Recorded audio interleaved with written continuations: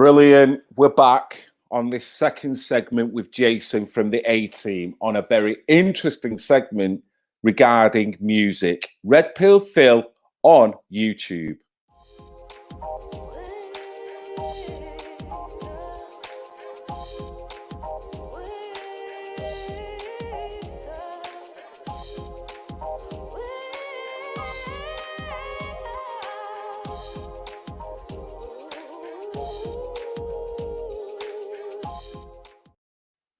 Yes, everybody, thank you for jumping on. Now, if anyone remembers, there was an interview I done with a very important Mancunian, NICKY, LOCKETT, aka MC Tunes.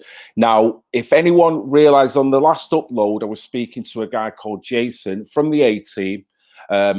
Now, this guy has obviously got his own musical direction and journey, which we've alluded to earlier, but I really want to tap into that. Now, the reason why I've brought NICKY LOCKETT into this is because Jason got in touch with me just after that NICKY LOCKETT interview and said, mate, you don't realise how much that interview resonated with me. So, with the beauty of technology, I've set it all up nicely. Here's the man, Jason from the A-Team. How are you doing, sir?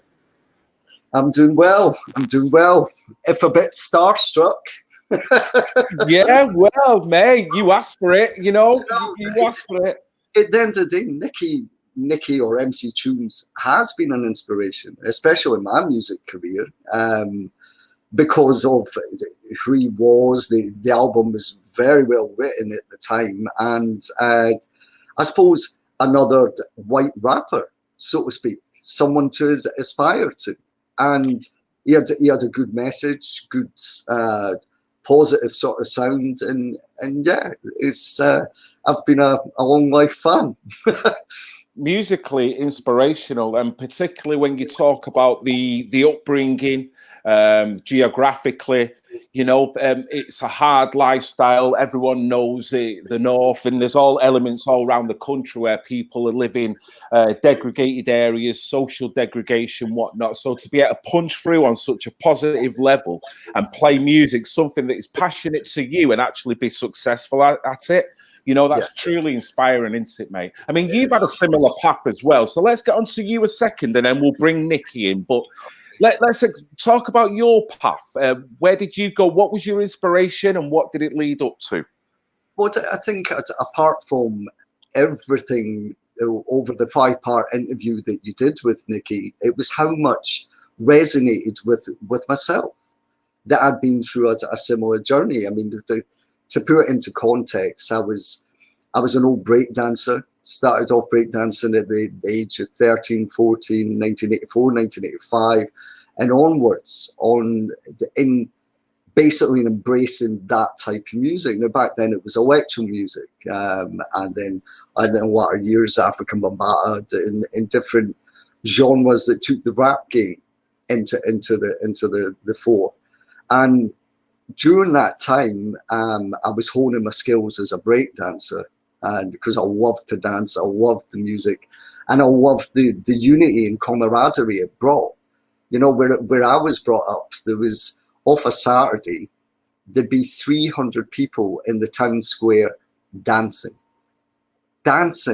with each other, not fighting with each other, not at each other's throats. They were dancing, and that's how they were settling grievances. Who was better? Who had the flashiest moves? Who had the best crew? And that's what it was all about. It was such a unification through music and dance that I suppose it was our Woodstock. You know, it was our decade of peace, really. And things went on from there to writing rhymes. I wrote constructive poetry, as it were. Stories of what was going on in my life, stories of what was going on in society, and one thing led to another, and I was able to actually join a band that let me bring that to fruition, and that was one of the biggest. I think the biggest thing for an artist or a rapper or a DJ is to get your message across, and if you can just touch one soul with what you're saying or what you're playing, you've done it. That's the connection. That is the connection. So you went on. What was the band name? The original band name was Sugar Bullet. Now they actually got their contract with EMI through a competition. It was a Tenants Live competition, and themselves and another Edinburgh band, Botany 5, won this one album deal with EMI. So they were virtually unknown at the time. There was Sean McCabe, Izzy Kunag, and Kenny McLeod. But what they did do, unlike most bands, were that they were collective. They like to use all different musicians and vocalists for in the Edinburgh circuit. So even in their first single, World Peace, it was a complete collaboration. I mean, they had Papa Zeb in there, they had Babes, another Edinburgh rapper in there. So they always like to have that collaboration, that unification through music. And yeah, long and short, I'd auditioned as a dancer, didn't get the gig. My mate got it, better breakdancer than me. And it was 6 months later that I bumped into them again, and one thing led to another. They asked what I was up to. I said that I was writing raps, and they invited me down the studio, and that was it. Recorded 2 tracks in the one day, and officially became a member of the band, so to speak. So now, it's a pity because you've sent me stills and articles that go back to this time. And if I would have, because I didn't realize this was going to be segmented in 2 sections, as it were, I would have loaded up them stills to correlate what you're talking about. But obviously, explain for people who can't imagine the scene, what year we're talking here? When joining the band, I mean, I was the baby of the band. They were all in their 30s. I was 17-year-old. Right. Was it live? Well, a live band with you as the rapper, the kind of street side? It would really depend. There was 3 vocalists on stage at one time. So you had 2 singers, which was Izzy Kunag and Kenny McLeod, and me rapping. So sometimes it would be, from a musical standpoint, it would be electronic. So that you might have just been doing your set off a backing tape. Other times, but it would always be accompanied with a live DJ scratching and mixing. Other times it was a full live ensemble. You know, your drummers, your guitarists, your bass, your saxophonist. It really just, I suppose that's how it evolved, really. It was a collective. It really was, you know. So in terms of height, what was the type of height you peak in terms of the band, maybe with the sales or gigs in terms of attendance? I think for us, I mean, we played all over. I mean, we played London Astoria, Hanover Grand, Tea in the Park, Barrowlands. We played all over nationwide, some other gigs out with. And I think our height was playing at Tea in the Park. Because off the back of that, we were supposed to be going to tour Japan. Wow. But that's a different story, and quite a sad story, because the band actually broke up subconsciously after Tea in the Park, through infighting, because the dynamics of the band changed. Basically what happened was that within the first year of the first album coming out, that I didn't have any involvement in, the EMI had basically went defunct and sold out to Virgin. Sorry, it's the other way around. Virgin sold out to EMI, and that caused a lot of heartache within the band, to the point where Kenny McLeod, a founding member, left the band. He had had enough. A&R agents and people having an overbearing input on the musical side, and he couldn't take it, so he left. And in turn, I brought in a childhood friend, Colin Farmer, who then replaced Kenny as one of the vocalists, to which it didn't work out in the end. Too many egos, but that was the process. You know, that was one of the main things that resonated with NICKY, the record companies, the way you're treated, the way they conduct themselves, the way that you're you're basically you're a commodity. You're just for them to use. And a lot of folk, like what Nicky was saying, a lot of folk don't understand when you get a record deal and you get an advance, or you get that, say you get a record deal for a 1 album, 2 12-inch and 2 single deal. You get an advance. That advance is a loan. That's got to be paid back before you even see one bare shilling. Okay? So a lot of people think, oh, you've released an album, you must be minted. You must yeah. And even when you're playing the bigger gigs, there was a lot of times, Phil, that we played gigs and you just didn't get paid. You did the gig because of the travel and the expense, the sound engineer, the whole lot. You ended up, I mean, sometimes you did gigs for beer money. And that was even when you were part of a major record company. So it never transcends that. If you want to sell your soul, if you want to write music that is popular, then you might transcend and you might make money at the end of the day. But for your average musician that works damn hard to be credible and to actually get your message across in the music that you're producing, it is a no mean feat. It's really, really difficult. And for a lot of musicians, they don't make it because it becomes destructive. Yeah. It becomes destructive at the end of the day. So, and it kills the enthusiasm. You know, you're full of passion, you're full of your own individual talent. All you want is a leg up and someone to give you a platform to be able to do that. You don't realize that you're going to be a hole that's going to be now pimped out on the corner of the street, as it were. And that realization goes, well, why should I work for a pimp? I'm not going to bother, you know. I'll just go back to playing in my bedroom and just going back to doing my own independent thing. The thing is, I think for a lot of us, it isn't even a monetary thing. It isn't a monetary thing. It's an artistic thing. Yeah. It's a personal thing. I think that you want to show the world or let the world listen to what you're producing. And there's no better media in the whole entire world than music for unifying people and getting a message across. Well, Jason, there's no other better channel than Red Pill Phil's channel for unifying people. So on that, I'm going to say, hello, MC Tunes. Priceless.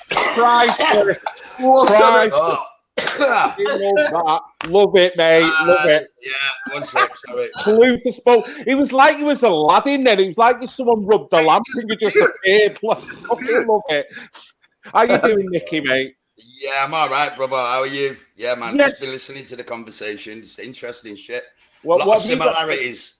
Yeah, go for it. You two go for it. I'm going to sit back now. Well, I mean, it was when you were talking about the actual record deal and the when EMI when Virgin was bought out by EMI and the infrastructure change and everything. Well, to me, that was the sort of same thing with Polydor. They got. I think it's hard because it's really hard to sort of go back and find out exactly what. But apparently, there's this big conglomerate called Seagram, which bought up Polydor, I think some of Warner's, One Little Indian, loads of publishing companies, and they bought them all up, and that became Universal. Yep. But Universal's still owned by this shadowy corporation called Seagram, which is connected all over the world in all sorts of stuff. And how they, you know, I mean, you said it sort of caused ruptions within your band and stuff like that, and the sort of change and everything. Well, my theory is they do that on purpose. Yeah. Do you know what I mean? They do it on purpose because a lot of bands, whether you know it or not, are signed for reasons other than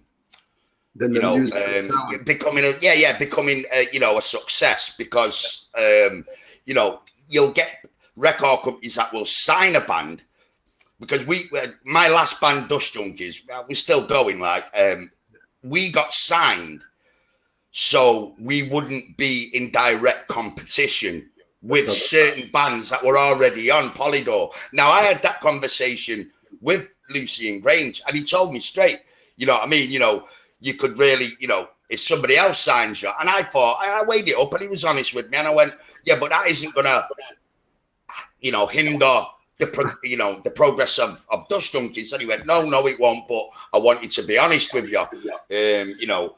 And it's, you know, one of them, the devil you know, the devil you don't. And I just thought, well, he's giving me the information. I see the logic in it. And I went with it anyway. There's a lot of different reasons why you sign a major record deal. But a lot of bands don't have that luxury. And they think that you know, they signed it and they're getting hyped up. And next minute, they're just buried. Yeah. They're buried. And they'll sign you for one deal with the option on 2 deals. 1 second, mate, just to interject there, what you're describing about how record companies is like almost like on a war-like level when you've got conglomerate companies that will finance both sides, or you've got teams that will buy, Premiership teams that will buy a player then to stop another team being able to get that player, but they can finance that player to sit on the bench for fucking 8 months. You know, and what you're doing for that player, you're doing nothing. You're giving the illusion that he's got the career, but you're doing nothing with him. You're actually better letting him go and play. And the reasons football teams had to change their old shit with the Bosman ruling, right, is because fans are a lot closer. They have a lot more involvement with their club. So when you get fans, I hate the word fans, when you get, you know, people that, you know, really dig a band, they really should sort of, you know, they're fans to that, but, you know, they're not close to the workings of the record company. They, you know, they buy an album. Like if somebody buys a season ticket, they get a club and they've got an infrastructure of fans, and they talk to the chairman and they can get in touch with the press office. And the Stretford End at United, they're respected. They're feared by the club, you know, by the Glazers. Record companies don't have that. You know what I mean? You're just a fan of the band and you don't really know what a piece of shit the record company is. You know what I mean? That's it. The fans should really be a lot more involved in how a record company deals with an artist. With an artist that with artists they sign. Do you know what I mean? But then let's be honest, Nicky, that used to, I mean, first and foremost would be the case on your record sales. That would be your first indication, or your gig sales, your ticket sales on the door at a gig. That was your first indication is a rising band that you felt like you were getting somewhere and you had a decent enough fan base. But you're absolutely right. The record companies, it's all about marketing and packaging. Nothing about you as an artist. It's all very clinical. It's all very a matter of fact. And if your album bombs, it might not be because of the case of the material's bad. It's the case of, did they want it to bomb, or were they promoting it in the right way in the fucking first place? Because half the time, you're right. I mean, what these companies do, what you've got to think to yourself is, okay, they're giving us advances, we can make albums. Is their agenda with what they want to do with us in line with our passion as a band and our message and what we want to do? Well, what it is, record company, it doesn't matter. When the only round that bikes, okay, we sold 120,000 7-inch singles on vinyl, right, and CDs, 7-inch singles within a week, and we got to I think it was number 10 in the charts, maybe 8 in the charts, I can't remember. Cool. Now, if a record company's act, it depends on what that act is representing, you see. So I know that these people got to number 1 on 15,000 records now. Right. And it all depends on what message they are passing, because artists can get sponsored and funding and and set up. So, you know, if you've got an endorsement deal with, say, Xbox, right? And they're giving you money to promote, and then there's a message that they need to get out there, and they want to use you as the vehicle for that message. It doesn't matter whether you bomb or not. You kept in the game. Yeah. And you get a contract with a TV show like we were talking about. You get endorsements, you get to do adverts, you do, daytime TV with Richard and Rudy Judy and all that shit. And that's how you get paid. And you don't have to sell a single fucking album. Hold on, guys. Hold on. The Matrix is called. Our 77 Brigade, helping to quash rumours from misinformation. Come on, Nicky. You're going to get me banned, mate. Come on. No, but you're right. You are right. Hey. You can get banned for anything now, Phil. Do you know what I mean? I sent you a video yesterday, right, about the doctors in Los Angeles, and by the time I looked at the link, it was taken down. Yeah. Didn't go against standards, did it? What's that, mate? What's that, Jason? I'm saying, I hope it didn't go against community standards, Nicky. Jesus. What are community standards? You see this sort of points-based system, this bullshit, this TOS, this is what I'm talking about. This TOS thing is worming its way into everyday life. What is TOS, community guidelines? Terms of service. Right, okay, thank you. Just for everyone. Yeah. So you've got Twitter, they've got theirs, YouTube have got theirs. Now all of a sudden the fucking council have got one. What? Do you know what I mean? It's like, yo, man, you civil servants need to suck a big one, because they just came out with that civil service town hall rich list. These people are getting paid nearly fucking £500,000 a year. Yeah. Do you know what I mean? And they're telling us how to think and speak and what to say. And it's the culture bleeding into each other, and the powers that shouldn't be taking full advantage of either people's dumbness or good nature. Do you know what I mean? And record companies have a big part in projecting what you see and how people are supposed to act. Do you know what I mean? Of course. But we scratched into it before. Sorry, Jason. Go on, mate. You carry on, and then I'll jump into what I was saying. Come on. It becomes an image thing, Nicky, and what they can say. I mean, Jesus, I remember going for photo shoots, and they give you fucking clothes to wear. Yeah. They would they would tell you how they wanted you to. I remember having a photo shoot where I felt like a dick. I felt so uncomfortable. I felt so. It actually felt fucking used at the end of it, mate, to tell you the truth. And I came away, and I remember them. They took us out for a meal, and then we went back, and they were showing us the stills, and I hated every single fucking one of them because it wasn't me. It wasn't me. It wasn't what I wanted to project. It certainly wasn't clothes that I would wear, but because they were trying to pigeonhole us into how they wanted us to be or how they perceived us to be, it was bullshit. It was a facade. It just. Well, these are the reasons why me and you don't actually work for the record companies we're signed to, like most of these fucking artists, which they don't tell you. You know what I mean? They're all A&R men. You know what I mean? They all get paid wages by record companies for doing everything but making fucking records. Do you know what I mean? And that's why all the records sound the same, because it's the same people writing them. Do you know what I mean? We had times on the second album, which never got released, by the way. Say that. For what reason? It's because of the conflict that happened with the Virgin out TMI. They own the rights to that album for 60 years. We were in a year-long court battle. Yeah, you got fucked. To try and get the rights. They own 7 of my songs for life for 60 fucking years. Never happened to me, that. But I feel sorry for you, man. That's heartbreaking.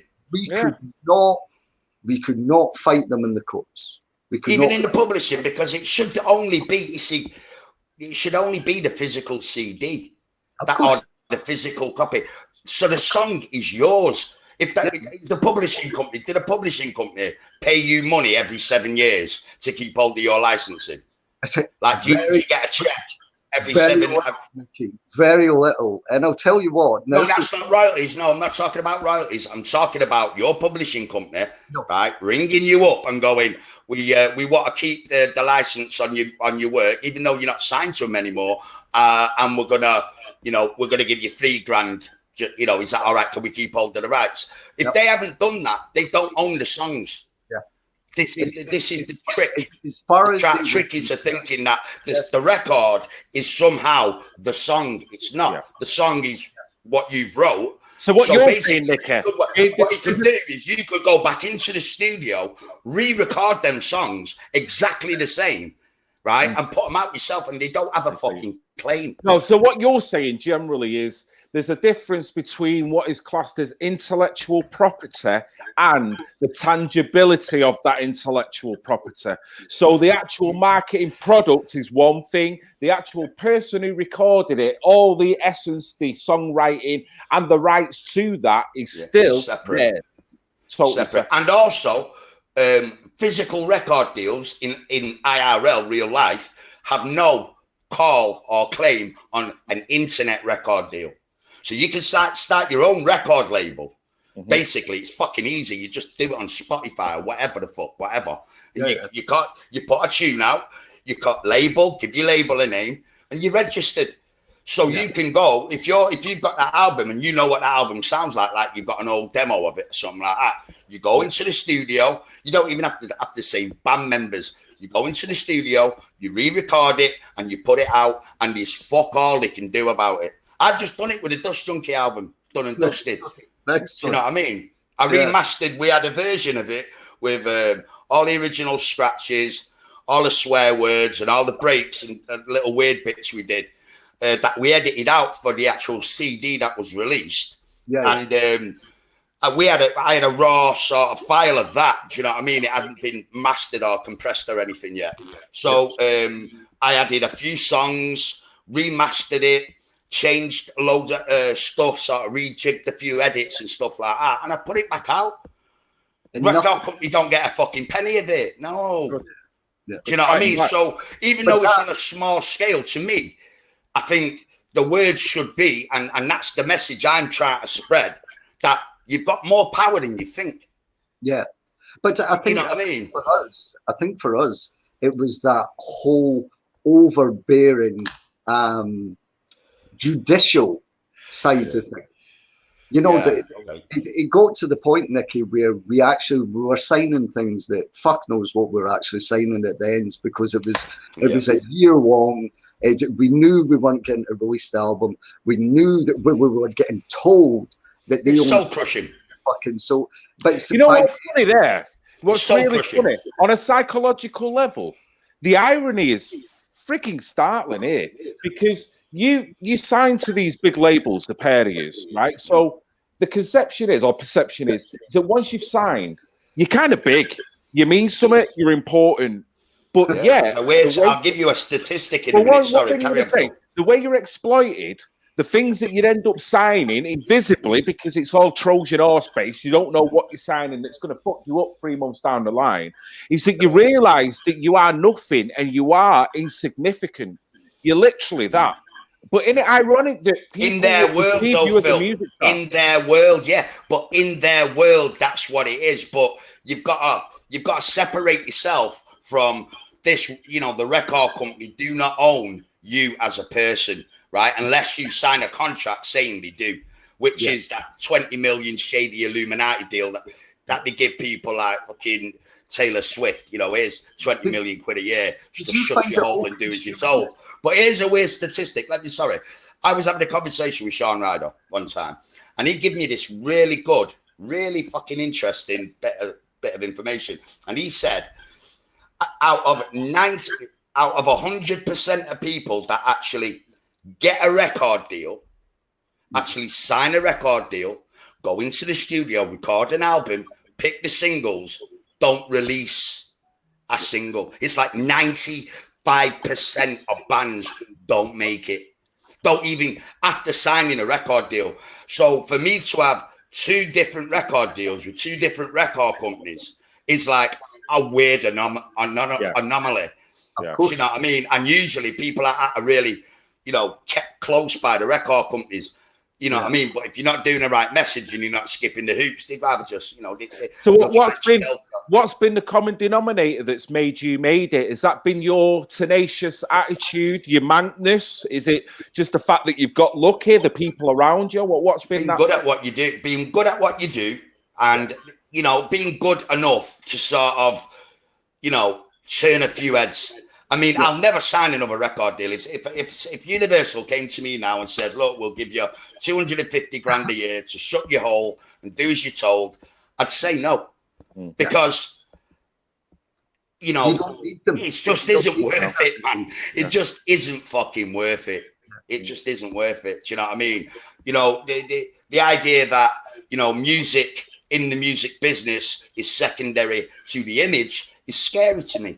Yeah, of course. Do you know what I mean? It's scary to me. It doesn't, it's like everything else they do in this sort of entertainment industry where they, you know, they turn it upside down. You don't know who's who, you don't know what's what shit makes, you know, gets people big prizes, what's maybe deep and a bit scary and goes against the narrative, gets pushed into the back.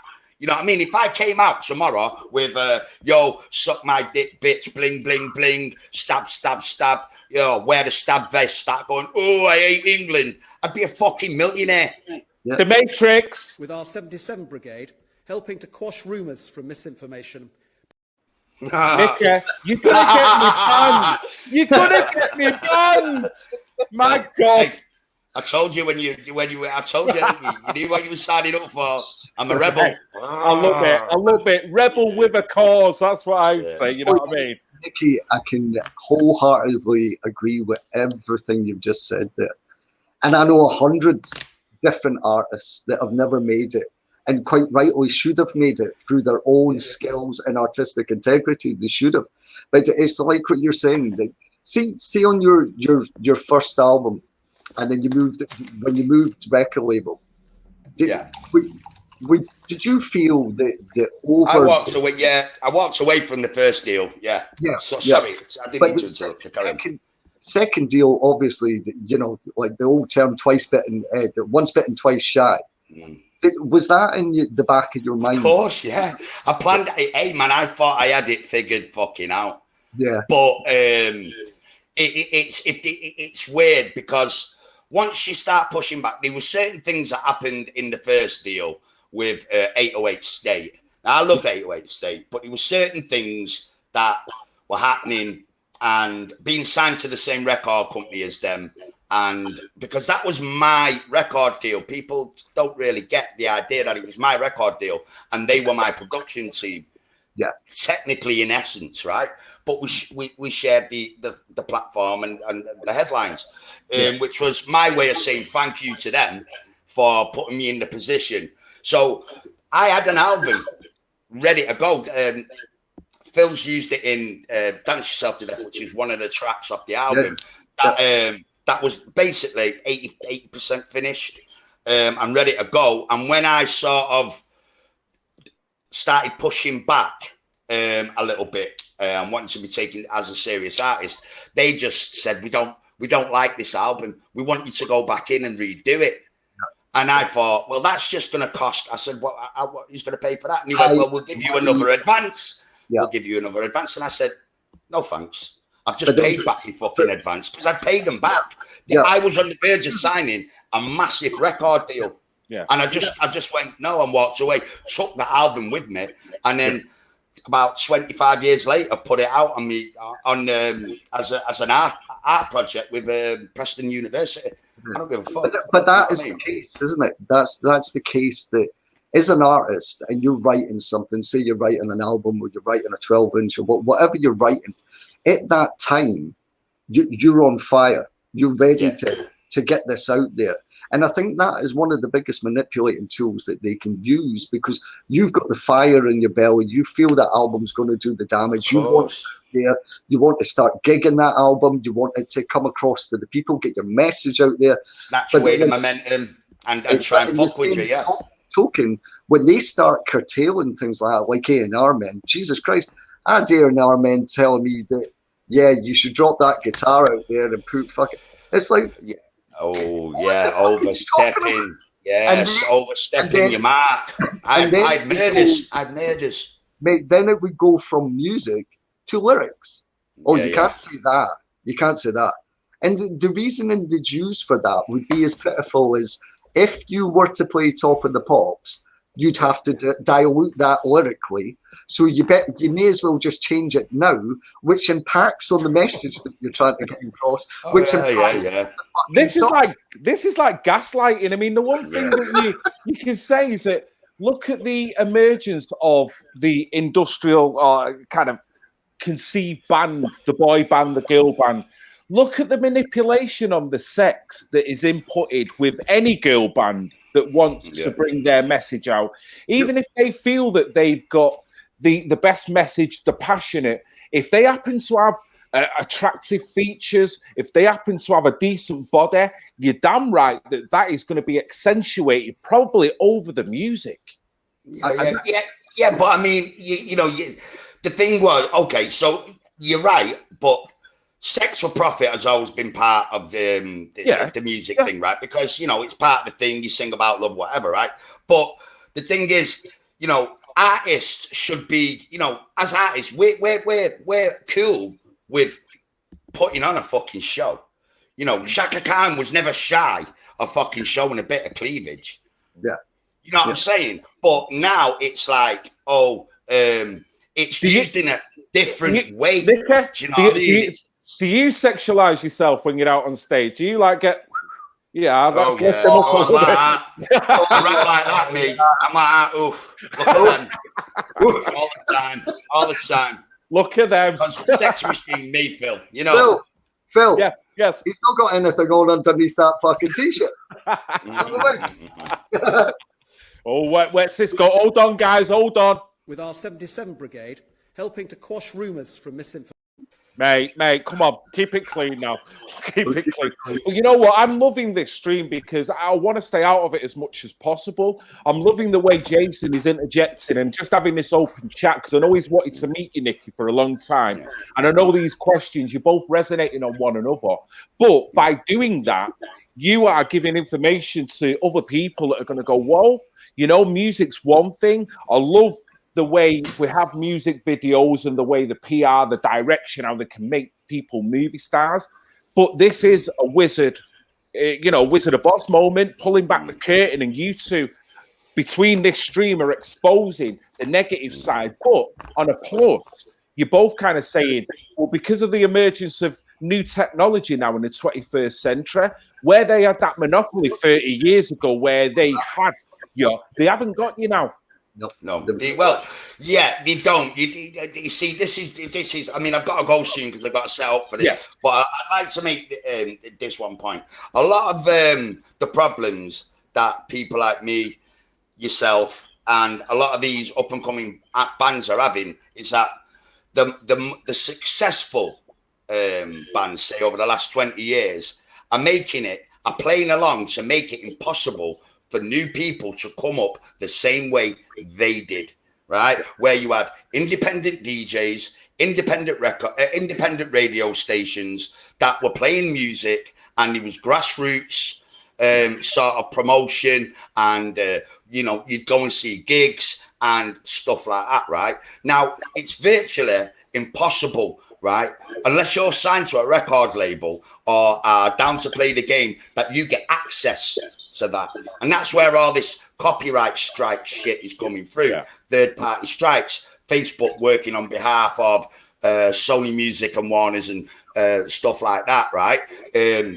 Just striking everything, and when you've got no right to do it, right? No. Now that wouldn't happen, and this is important. That wouldn't happen without artist consent. Yeah. Right? People like James fucking Blunt, right?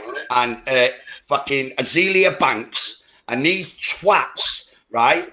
Same with Oasis and the fucking Paul McCartneys. All these absolute twats are trying to burn the bridges that they walked across to be successful. Yeah. And they don't want, and record companies want to crash the independent scene. Now, as independent creators, we should be looking at setting up our own networks where if one brings out something of, music or interview or film, that we all agree to promote it and push it through our networks and get other people involved. No subscriptions, no fucking money, just the grassroots start with a few creators on YouTube and Facebook like us, and basically, you know, build a conglomerate of free thinkers, and we push our own stuff.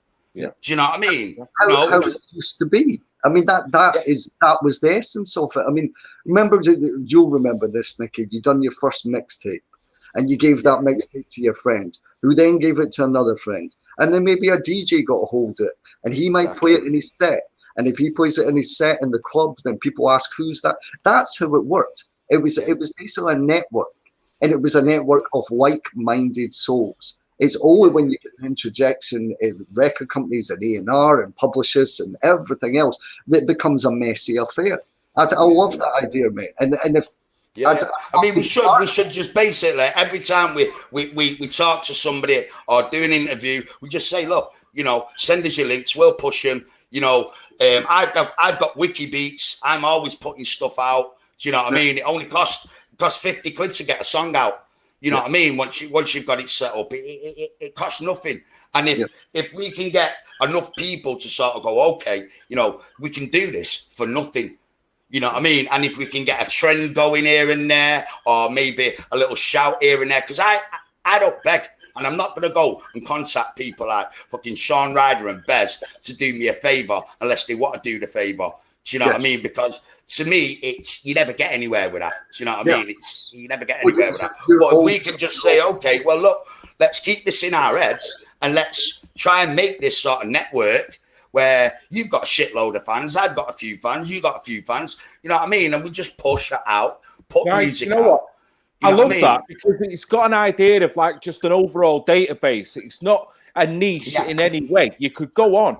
I mean, you look at it on one thing that kept going through my mind while you both were talking. We're having problems getting a workman at the moment, but one thing we've had to do is go on like yourtrustedtrader.com and all that kind of shit.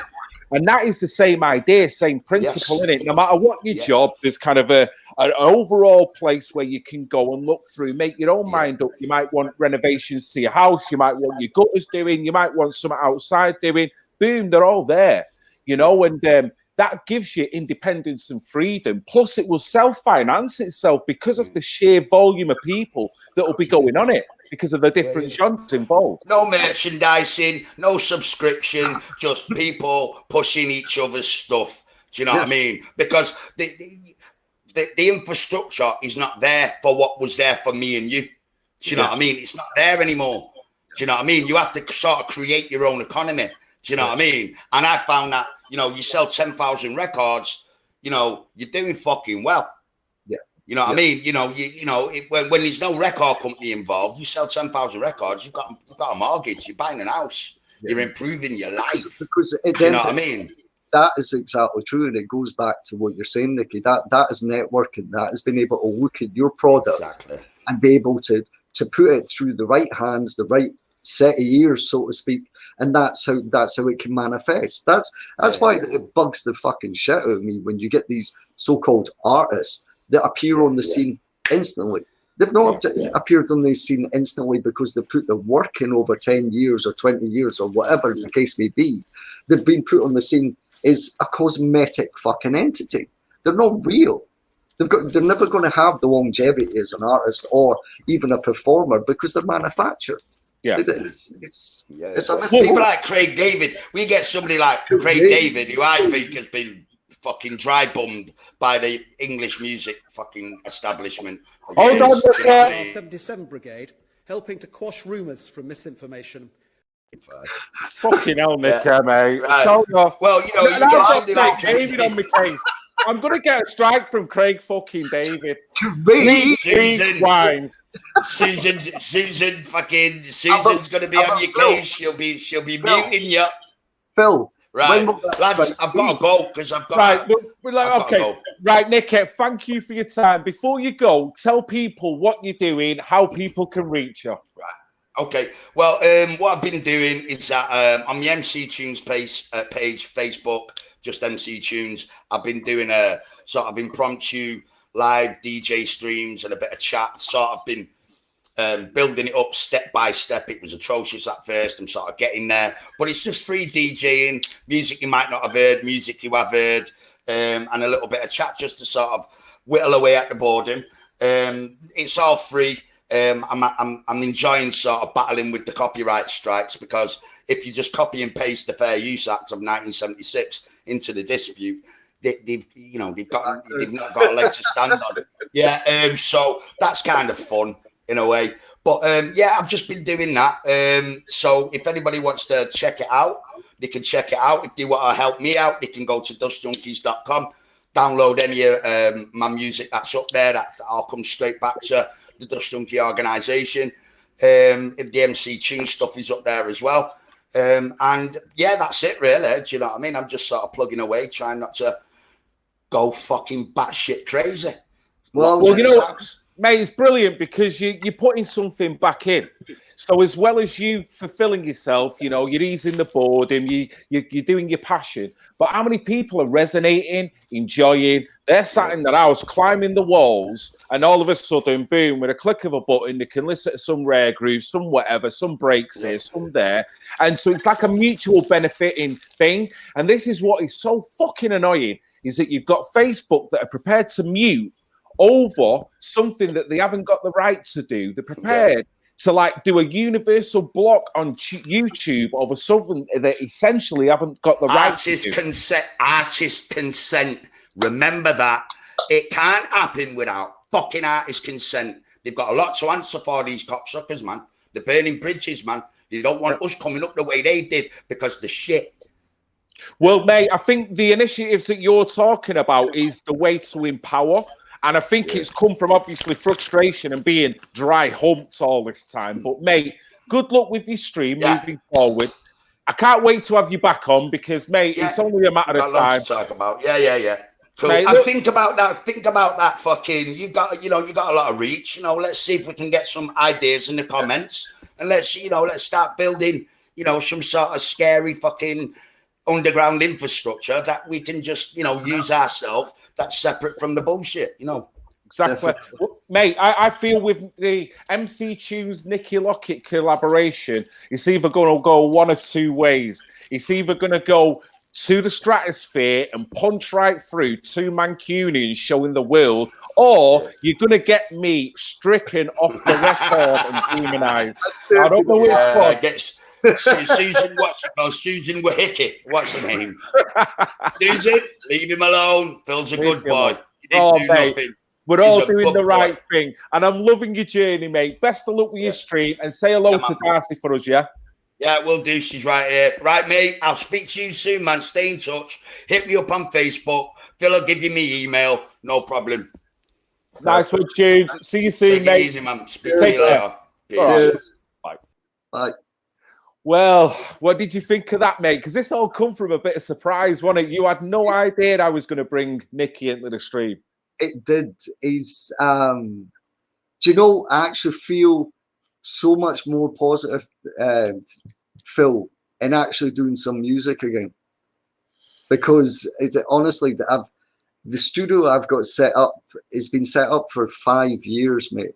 I've written one song in 5 years, which isn't mixed down. It's now completed. But just hearing that, he's absolutely right. A network of like-minded people with no record company involvement. You distribute yourselves. You back each other's up on your distribution, your playlists, everything else. It's so achievable, and it's it's very simplistic in its attitude, and that's the way that it'll work. It really works. If you can get a word in edgewise with Nicky, but I mean, fucking. I tell you, it's like wind him up and watch him go. But you need that sort of driving force. You need characters like that. Because it's even just that short conversation, which I honestly, I'd love to have more with him, but he's gave me a bit of self-empowerment. Honestly, just coming away from that, because he's like yourself, Phil. You spread positivity. There's no negativity there. And even if some of the subjects can go a little bit darker than others, there's always that air of positivity. And that man brings it. In tenfold, he brings it. Right, in terms of aura and power, I mean, we know in terms of projection, he's off the chart. But like you say, going back to the message and what he exudes, He exudes total independence. He exudes exacerbation, frustration that has led to a militancy, but a positive militancy, not something that can be drawn to a dissident. But although that's how it will be categorized, you know. And that is, I mean, I'm going to watch his DJ. You know, I'm going to hit him up on Facebook, and that is how it works. It's networking. Like, I mean, look what we've done today. We've bounced through two very, very polar opposite subjects, but with the same thing at heart. You know, music is the lifeblood of the soul. And it's the unification through music, through different genres of music, that brings networking together. And he's hit the nail on the head. And what a positive note to come away from a very negative one. You know, he's made it. That's why I asked him if on his second deal, was he disheartened? Did he feel that, you know, that he didn't go into that deal the way that you do with your first deal? Because it's all very new, it's all brand new, it's all exciting, it's all that. But once you've been burnt like that, you're once bitten, twice shy, and you know, it becomes.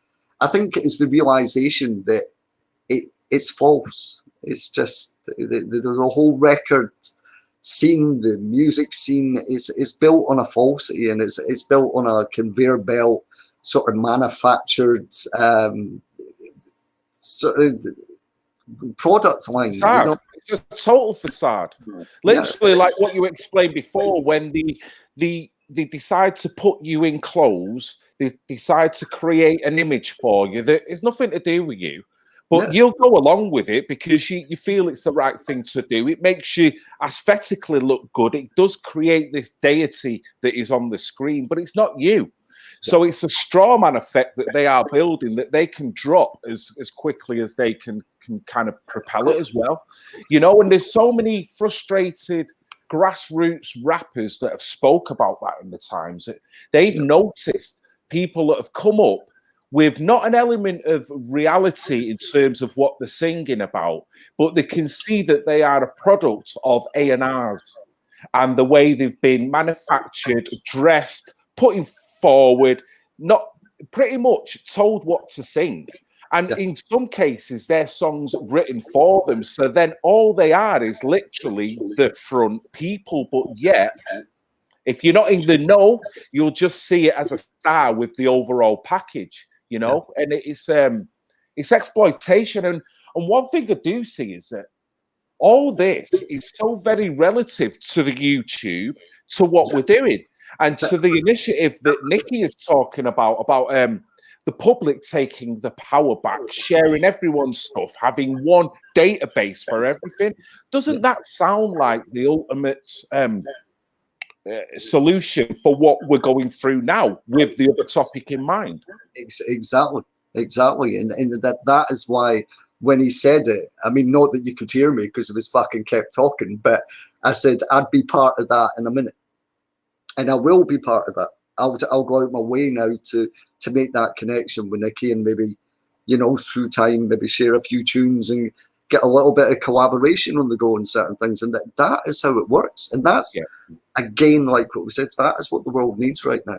That is what people need right now, as a focal basis that is, his whole idea is so obtainable. It's so easily set up. And it so much cuts out the middleman.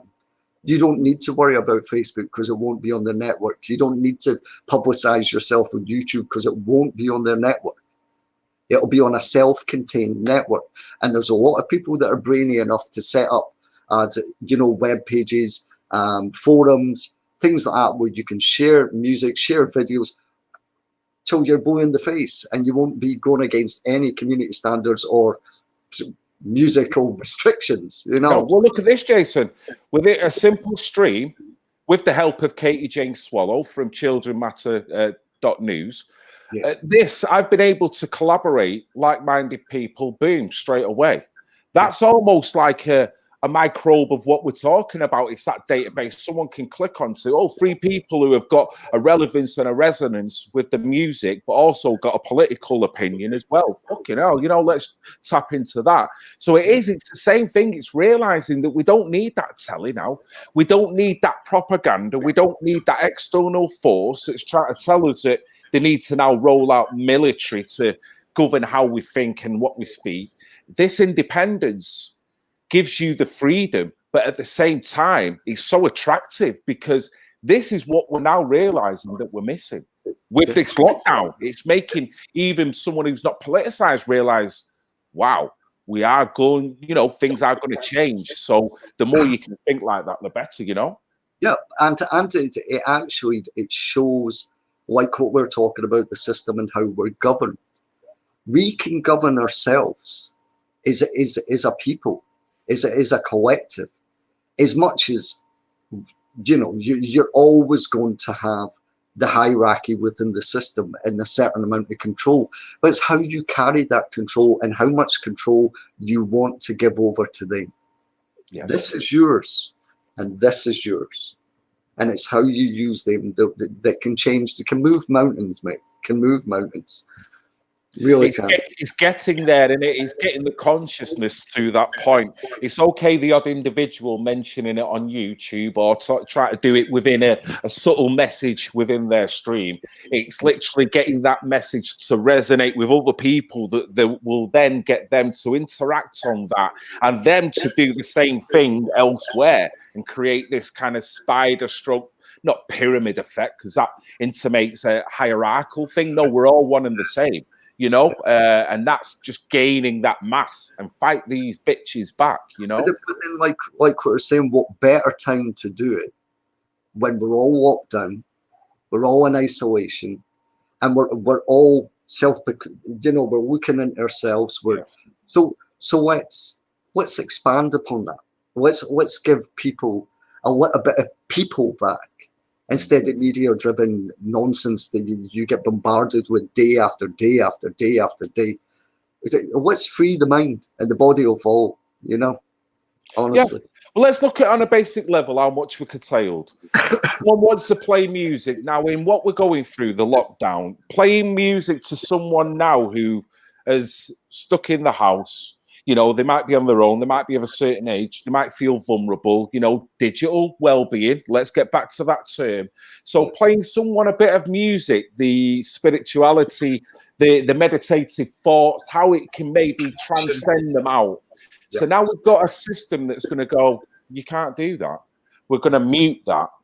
Yeah. So then when they're saying in one hand, let's all pull together, let's clap the NHS, but something that's going to make you feel better, that's not making any money, but will make you spiritually feel better through these times of war when you haven't got the telly on. Yeah. We're not going to allow you to do it. Do you know what? You actually just got me thinking on something. Where is the copyright restrictions on the TikTok videos that the NHS are putting on when they're going, eh? There you go. What's going on? So how are you getting pulled for using a piece of music that I'm sure that artist would let you use in the first place because it's promoting their music, it's getting their message and song out there, and yet you're being curtailed for that, you're actually being muted for that, and yet the NHS could do all these different videos to a whole different plethora of artists' music and get away with it without it being curtailed. True. And woe betide you bring that up, mate, because you know what'll happen. With our 77 Brigade helping to quash rumours from misinformation, but yes, that's what's going to happen. And that you know, that guy. That's why that's going to be your buzz. That's going to be your BuzzFeed now, isn't it? Mate, I've tried to delete all. I'm keeping that in every interview. That's going to be thrown in. When people told that fine line, boom, come on, guys, you're going to fuck me up here. Let's get back behind that line. But no, you're right. It's fundamentally going against what we are as a civilization in terms of, do you really want to help people? Do you really want people to have true prosperity? Or is this just another little reminder that we are in this prison, in a sense? You know, and it is a shame that we have come to that. But there's an empowering element. Same again, going back to the positivity, mate. And I feel the empowering more than I feel the negativity, if that makes any sense. Yeah, and I can completely agree with that. The days, as I said on the earlier interview, I've had down days, I've had down weeks, but I think what this has taught me to do is actually look inside myself and see the positive things that I can achieve, that I can project. And you know yourself, when you start projecting positivity and it bounces off people and people resonate with how you're feeling, it's infectious, mate. It's infectious. And what better way to being infectious, pardon the the pun, is through music. Yeah. And through collaboration and through networking and just people just enjoying themselves again. You know, that's what's been missing in this country for decades. Since, like what we spoke about, since the 90s, mate, since the club scene, since they started shutting down the clubs, killing off the scene, it just changed. It just changed. And I think it was sad that it had to get to that point that the government thought, oh, no. We can't have you all out dancing right over the weekend. This isn't good. You're enjoying yourself far too much. Obviously, they came down hard on the drug element and everything else, but that wasn't the catalyst. That was never the catalyst. It was the factor that they had to gain control again within the masses. And they did. Well, it's dangerous. It's a dangerous thought to the technocrat, I guess. If you've got a group of people that are starting to collaborate over something that's external from you that you cannot control, that is almost dissident behavior when they've not done anything. They're just not under your control the way you want them. Yeah. And in essence, is that the questioning why the 77th Brigade's been brought in? Have we answered our own question there, you know? And I think we've come back round to a beautiful circle and really put bookends on that whole argument. That is the weave. And even the backdrop to this stream, mate, you can see the matrix line running down. I mean, we're busting through the matrix with what we regard as the frigging matrix with what is going on. And the thing is that that you're seeing in the background is binary code, ones and zeros, ons and offs, yeses and nos. That's what binary is. Yeah. So in essence, let's take control of the binary again and push it out in a completely different direction. Let's break the mold of the matrix and let's just think a little bit more and use our heart a little bit more, and humanity will be a better place, man. 100%. Well, yeah, totally agree, mate. Totally agree. And I'll probably end it with this. I mean, I think it was something we touched on in the last segment, the battery theory. We've been a commodity. The battery is that power source that on a collective, we've been pumping it to a source that we've not realized has been powering something that has been anti-human. Now, our question is, the positivity is realizing that and realizing that probably the simplest thing is just to redirect that goddamn current to what we believe is our true path of prosperity for all of us. And in a nutshell, mate, I couldn't have said it any better, Phil, and that is it. That is it. You've encapsulated everything right there. That is it, mate. Well, it's took conversations from 3 of us over 2 streams, and this is it. I mean, this goes back to what we were talking about before when you were commending me on taking the slight diversion and going down the musical route, interviewing Nicky and doing my series of mashups and, venturing on different levels. Look what that has now brought. As in me, you together on this stream, me, you, Nicky together on this stream, and all the relevant talking points that's come around that. So this is, if anything, this is something that other maybe YouTubers, don't be pigeonholed. Journey about what you love off YouTube and maybe bring that round to exactly what you're fucking covering on YouTube as well. I didn't realize I could do that with music, but look how it is. I've got the dynamo that is MC Tunes, and I've got yourself here, and it's like it's not going to end there. There's going to be more people that are going to want to come on this and do this. Exactly, and it becomes it's again like what Nicky's trying to do the music. I believe you're doing this with your channel. You're no holds barred in the factor that you're not limiting yourself, and you're not being dictated to, Phil. And I think that is one of the most refreshing things off your channel off late, because there's a lot of YouTubers out there. They'll give the people what they want, and they'll be pigeonholed, and they'll stick to the same narrative time and time again because they know that works. But that is not content that is an evolving content. Well, you're almost as bad as the media by doing that, are you not, Jason? Of course you are, because you basically pigeonholed yourself for one, and then that means that you're pigeonholing your fan base, because you're only going to have that fan base that looks at that and enjoys that. Whereas what you're doing is you're given a whole plethora of subjects with all different questions and answers, sometimes with a musical background, sometimes with a more serious background, but you're opening up the realms of questioning and answers and debate and conversation and networking. That's it. Brilliant. And if that's what I'm doing, if that's what you interpret from what I'm doing, then that's a win-win. It seriously is. And the more I can do that, which makes it a new journey for myself, because each time I go forward doing this, I'm entering new ground. I'll be honest with you, Jason, the last 2 uploads, I didn't even I was wary of the response I was going to get. I was shocked at the response, particularly the one over the flag. I thought I might have hit a little bit of a, a bit of a slapping for that. Over previous experiences, this is. And particularly the last upload where it was more UFO based, I'm thinking, are people going to think now that, Phil's going all down that shit? No, it's just going up, down, round and back, round again. It's the evolution of your fan base. Because you're evolving, your fan base will evolve with you. Yeah. And let's be honest, you're a multifaceted guy. You're not, and that is the truth of it. You're not blinkered in any sense of the word. You're multifaceted. I think it's one of those things that when people see you in a certain way, or they pigeonhole you in a certain way, they don't want you to come outside that box. But mate, you've got talent in abundance, but all different things that you do. So why not showcase them all? Thank you, sir. But what I will say, it takes one to bloody know one, Jason. You know what I'm saying? Yeah. Thank you. I tell you, you'll disagree with that. With our 77 Brigade helping to quash rumours from misinformation. I'm going to be hearing that in my fucking sleep.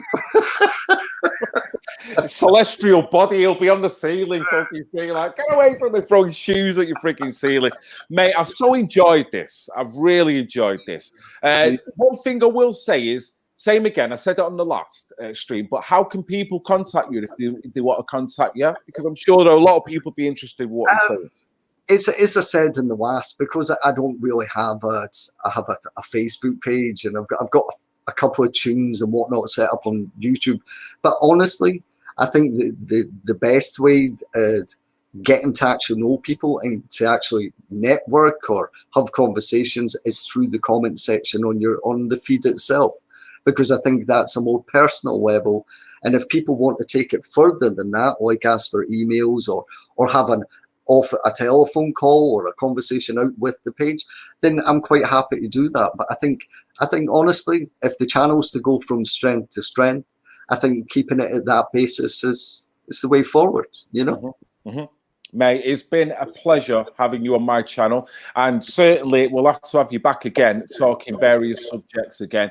I love your analytical brain and the way you diligently went about with this talking point, then provided the evidence to me that then I could then put on there. You've made this stream so much easier, and obviously the conversations flowed.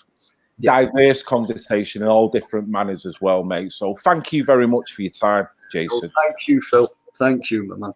Brilliant. I guess there's only one more thing to say, Jason. Do you reckon, what will that be, mate? Well,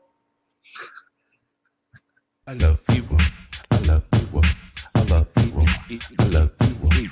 I love you. I love you. Even the pissing haters. I love you. I love you. I love you. I love you. I love you. I love you.